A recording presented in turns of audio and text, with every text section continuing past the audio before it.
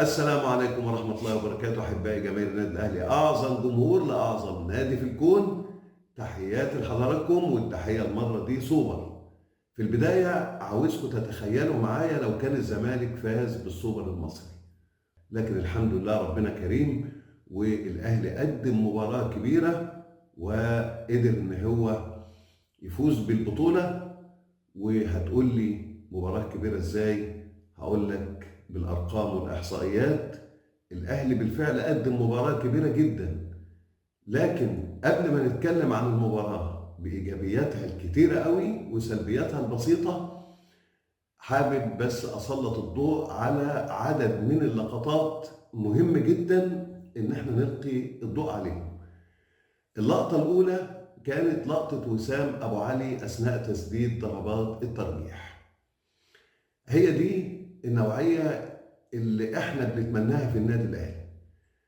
لاعب غيور على فرقته، وسام ابو علي كان بيبكي، وده قربه كتير من قلوب الاهلاويه، لان احنا بنحب اللعيبه الرجاله وبنحب نوعيه اللعيبه اللي زي وسام ابو علي. كولر يا جماعه شارك مع الاهلي في 8 بطولات محليه، 2 دوري، 2 كاس مصر، 4 سوبر مصري، وفاز بهم جميعا. امام عاشور اللي حب الزملكاويه رسخوا الفكره انه نحس، عشان اول مباراه لعبها مع الاهلي كانت مباراه السوبر الافريقي امام اتحاد العاصمه. لكن امام عاشور اللي بيقولوا عليه نحس بيحقق مع الاهلي 5 بطولات في موسم واحد، وبرونزيه كاس العالم، وحقق مع الزمالك في 5 سنين 5 بطولات فقط.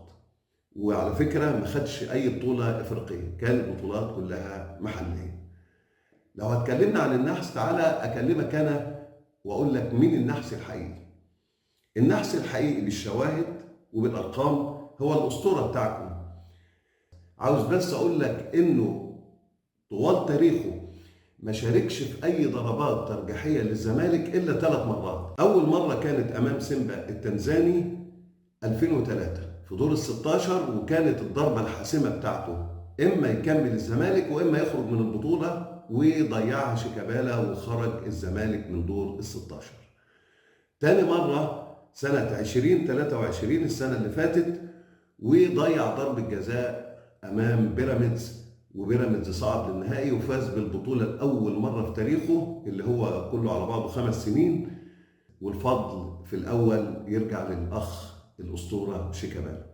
واخيرا في مباراه الاهلي حب ياخد اللقطه ودخل على اللعبه الخامسه عشان يسجل، وكنا مش هنخلص. لقطه تسديد ضربه الجزاء بتاعته اللي ضيعها، عاوزك تشوف كميه الغل والنظره الغريبه اللي بيبص بيها لمحمد الشناوي بعد ما صد منه ضربه الجزاء. يا جماعه اللقطه دي تعبيرات وش شيكابالا محتاجه انها تتحلل نفسيا. شفتوا البصه بتاعته عامله ازاي؟ كمان الحاجه التانيه، عادته ومش هيشتريها. الماتش خلص وكل الناس، كل واحد بقى في وادي، اللي بيحتفل بيحتفل واللي زعلان زعلان، وده طالع يجري يعمل سبرنت ورا امام عاشور. ليه؟ ما تفهمش. ده عمل سبرنت ما بيعملوش في الماتشات، ده لو عملوا في الماتشات بتاعته ما كانش يكمل دقيقتين في الملعب. وعلى فكره انا اشك ان هو ممكن يكون جاله الخلفيه بعد السبرنت اللي عمله ورا امام عاشور ده. نروح بعد كده للنقطه اللي تستحق ان احنا نلقي عليها الضوء. انت بتدي لقب افضل حارس في البطوله لعواد بناء على ايه؟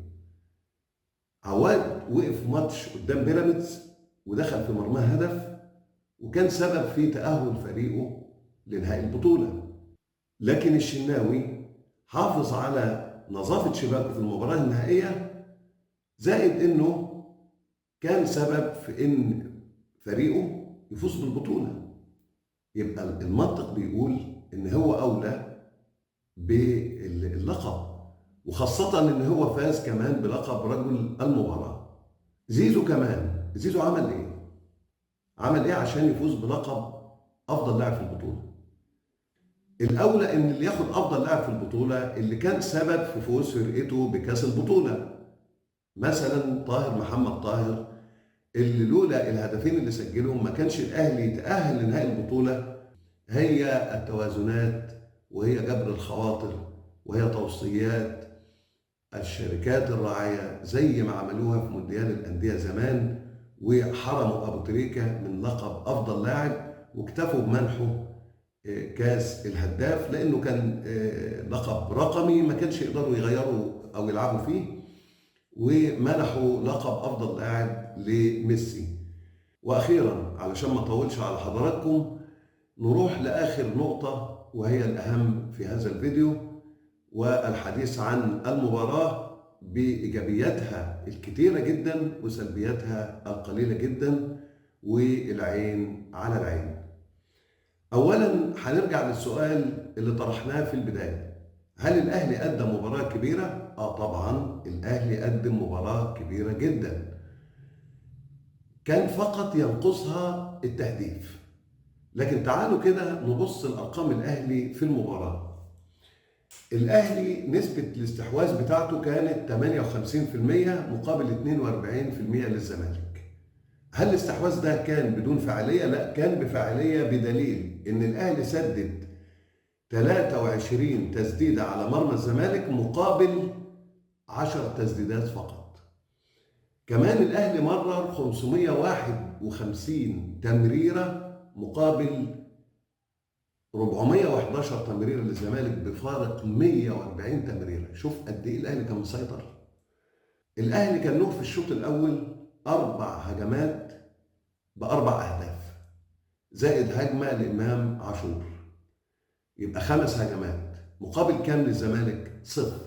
في الشوط الثاني شويه بقى يلعب على المرتدات، فتحقق له 4 فرص مقابل 8 للاهلي.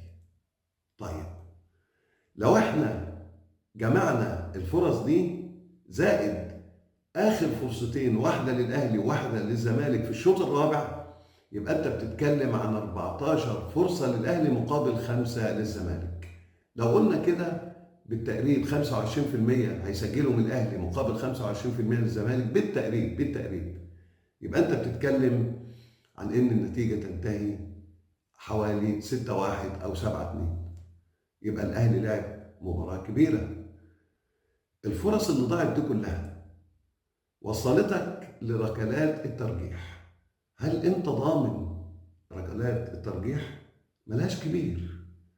يبقى لابد سريعا بسرعه كده نشوف الدنيا في التلت الهجومي، ونراجع في بعض الاداء الفردي كان ظاهر على حسين الشحات.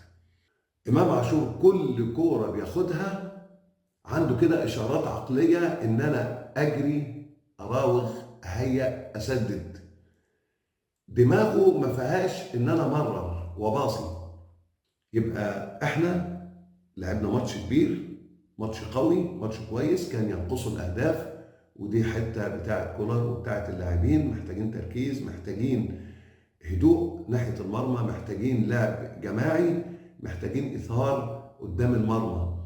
مش كل لاعب هيجي له الكوره عاوز يسدد. اكرم سدد، محمد طاهر بيسدد، عمر كمال بيسدد، امام عاشور كل كوره عايز يسدد. التسديد حلو، بس لما تكون وضعك التشريحي كويس وواخد الشكل الصح للتسديد والمكان الصح، وسدد. ولو جبت جون كلنا هنفرح وهنسقف لك. انا مش بضرب كرسي في الكلوب ولا حاجه، لكن ضروري ان احنا نكون امنا على فرقتنا وننبههم. واخيرا نروح للمكاسب اللي حققها الاهلي من فوزه بهذه المباراه. اول حاجه، انت صالحت جمهورك اللي انت كنت مزعله، وشلت من عليه الضغط النفسي الرهيب اللي كان عليه قبل كده واللي كان ممكن يتعرض له لو انت خسرت البطوله. تاني حاجه، انت اكدت على حقيقه راسخه ان الاهلي لا يهزم في مباراتين ولا يخسر بطولتين ورا بعض. تالت حاجه، انت بسرعه رجعت جدار الثقه اللي كان اتهز شويه.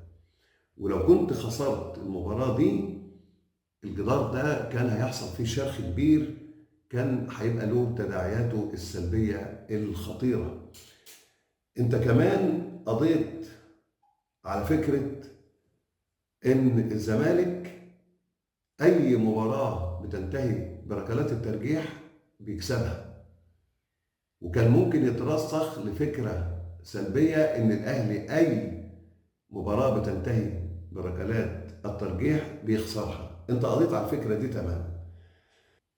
خامس حاجة، انت وقت فتنة كبيرة بين الجماهير، كان في شوية اختلافات كده على أداء اللاعبين، على أداء كولر. الكلام ده كله كان الفجوة كانت هتزيد، الناس هديت، ودايما الانتصارات بتجيب انتصارات، ودايما الانتصارات بتهدي الأجواء وبتخلق أجواء إيجابية وبتقتل أي أجواء سلبية.